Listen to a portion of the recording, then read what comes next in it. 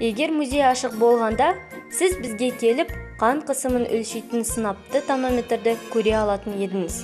Тонометр 1963 жылы Ленинградтық Красногвардеец медициналық аспаптар зауытында жасалған.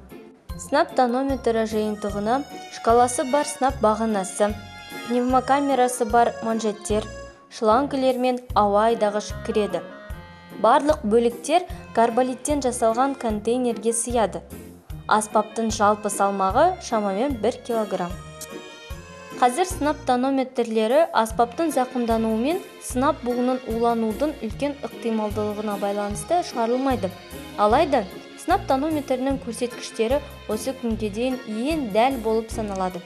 Музейде сақталған тонометрді біздің қаланың денсаулық сақтау саласының құрдасы және қалыптасуының символы деп атауға болады. Оның үстіне медицина ғылымдарының кандидаты, хирург, қаланың құрметті азаматы Сливных Сергей Филипповичке сыйға берілген.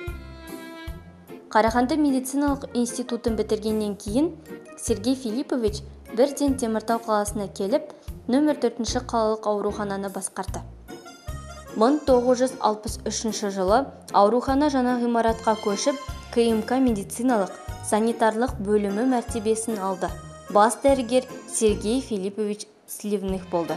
Белсенді хирургиялық практикадан басқа Сергей Сливных аурухананың дамуына зор үлес қосты.